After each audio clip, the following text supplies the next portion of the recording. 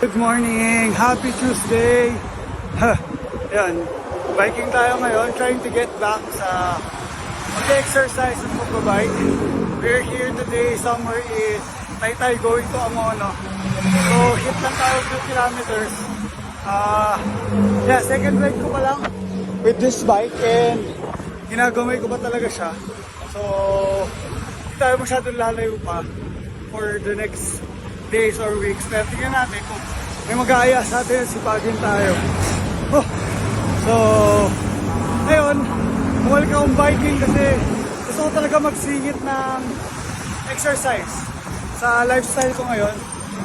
Lalo na may mga bata, tapos may business, may work.